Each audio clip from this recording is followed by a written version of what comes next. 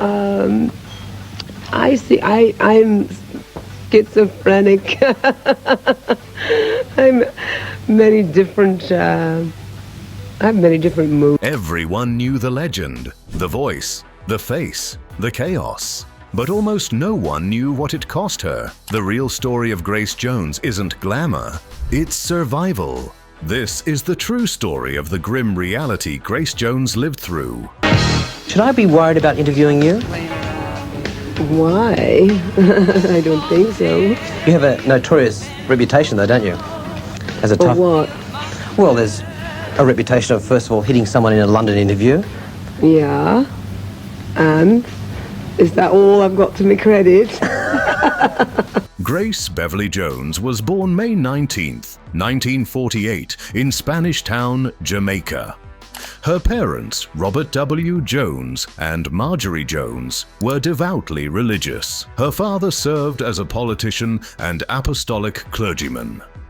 The family adhered to strict Pentecostal beliefs that controlled nearly every aspect of daily life. Jones and her siblings faced severe punishment for minor infractions.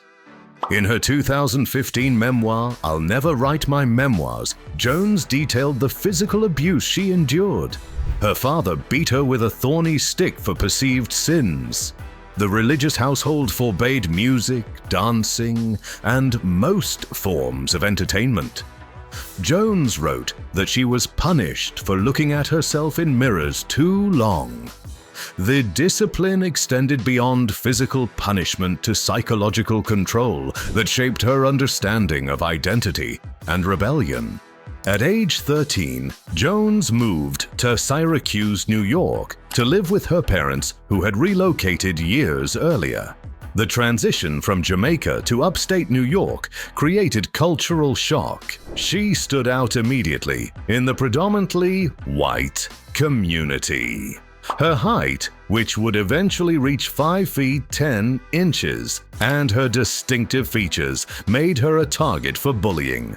Classmates mocked her appearance and background. Jones attended Syracuse University briefly before dropping out to pursue modeling in New York City.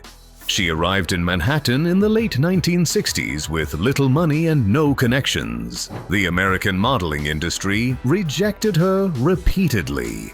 Agencies told her she was too dark, too tall, too angular. Her cheekbones, which would later define her look, were considered too severe. One agent told her she looked like a man. The rejection in America forced Jones to look elsewhere. In 1970, she moved to Paris. The European fashion scene proved more receptive to unconventional beauty. She signed with the Wilhelmina Modeling Agency. Jones began working steadily, appearing in campaigns for major fashion houses. Yves Saint Laurent, Kenzo, and Claude Montana featured her in their shows. Her modeling work in Paris brought financial stability but not fulfillment. Jones described feeling like a coat hanger in interviews. The industry wanted her face and body, but not her voice or ideas. She posed for photographs, but remained largely anonymous. This anonymity frustrated her creative ambitions. The Studio 54 era in New York pulled Jones back to America in the mid-1970s. She became a fixture at the legendary nightclub, performing and mingling with artists, musicians, and cultural figures. Andy Warhol photographed her repeatedly. The club's creative atmosphere allowed Jones to experiment with performance art and music. Her music career began in 1977 with the album Portfolio. The disco record sold moderately, but established her as more than a model. Producer Tom Moulton worked with her on the album, which featured the single, I Need a Man. The song reached number 83 on the Billboard Hot 100. Her second album, Fame, arrived in 1978, followed by Muse in 1979. Jones collaborated with French graphic designer Jean-Paul Goude starting in 1977. Goude became her romantic partner and creative director. Their relationship lasted 5 years. Good created the iconic imagery that defined Jones's visual identity. He photographed her in animalistic poses, often incorporating cages, body paint, and exaggerated proportions. The Island Life album cover from 1985 became one of the most recognizable images in music history. Goud manipulated the photograph to elongate Jones's body into an impossible curve. She appeared to be leaping like a wild cat. The image sparked controversy over racial representation and the male gaze. Jones defended the work as collaborative art. In 1979, Jones gave birth to her son, Paulo. Gouda was the father. The relationship between Jones and Gouda deteriorated shortly after. Jones later described the partnership as creatively fruitful, but personally destructive.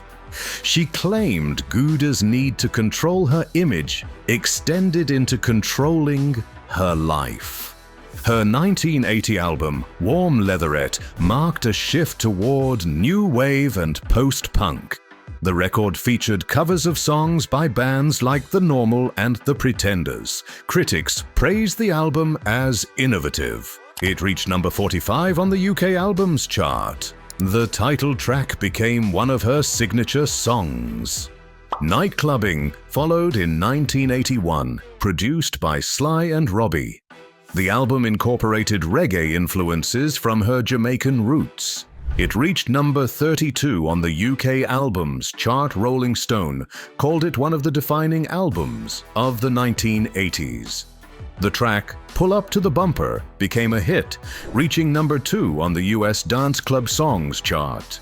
Jones's film career began with a small role in Gordon's War in 1973. Her breakthrough came in 1984 with Conan the Destroyer opposite Arnold Schwarzenegger. She played Zula, a warrior who wielded a staff.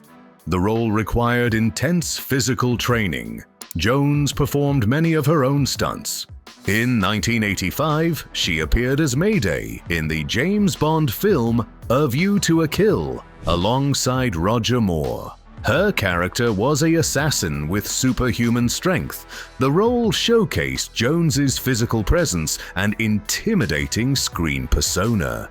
The film grossed $152.4 million worldwide.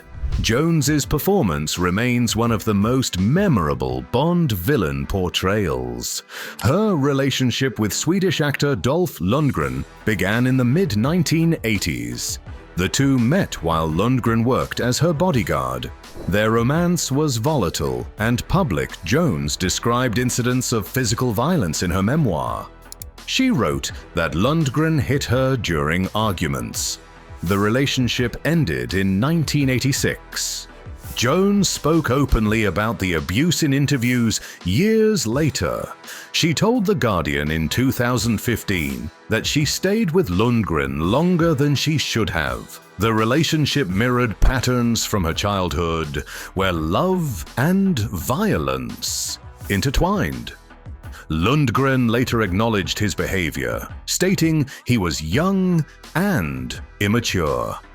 Financial troubles plagued Jones throughout the 1990s. Her album sales declined. The music industry moved toward pop and hip-hop sounds that differed from her style. She released Bulletproof Heart in 1989, which failed to chart significantly. Island Records dropped her contract. The fashion industry also shifted away from Jones's aesthetic. The supermodel era of the 1990s favored a different look. Younger models dominated runways and campaigns. Jones found fewer opportunities for high-profile work. She continued performing live but struggled to maintain her previous level of fame. In 2008, Jones released Hurricane after a 19-year gap between studio albums. The album received critical acclaim. It reached number 36 on the UK Albums Chart. The title track was produced by Ivor Guest and received significant radio play in Europe. Critics praised Jones for refusing to modernize her sound to fit current trends. Jones has spoken frequently about age discrimination in entertainment. In interviews, she noted that female performers face pressure to retire or reinvent themselves as they age. She refused both options. At 60 years old, when Hurricane released, she maintained her confrontational image and artistic vision. Her 2015 memoir, I'll Never Write My Memoirs, became a bestseller. The book detailed her childhood abuse, struggles with racism, toxic relationships, and industry battles. Jones wrote candidly about drug use, sexuality, and financial hardships. She criticized contemporary pop stars for lacking originality. In her memoir, Grace Jones criticized the music industry's trend of recycling ideas, mentioning artists like Rihanna, Lady Gaga, and Miley Cyrus. She argued that while these stars are often hailed as trendsetters, they're just following in the footsteps of others, namely herself. Some viewed her statement as bitterness, while others saw it as a critique of an industry that fails to credit its influences. At 76, Jones continues to perform internationally, showcasing elaborate costumes and hula hoop acts. In 2022, she was honored at the Attitude Awards for her advocacy in LGBTQ rights, where she's been a vocal supporter for decades. Her gender non-conforming style in the 70s and 80s influenced both queer culture and drag performance, with artists like Beyoncé and FKA Twigs citing her as an inspiration. Living between London and Jamaica, Jones has never married and remains unapologetic about her artistic choices. She has always refused to compromise her vision for commercial success, which cost her financially but preserved her integrity.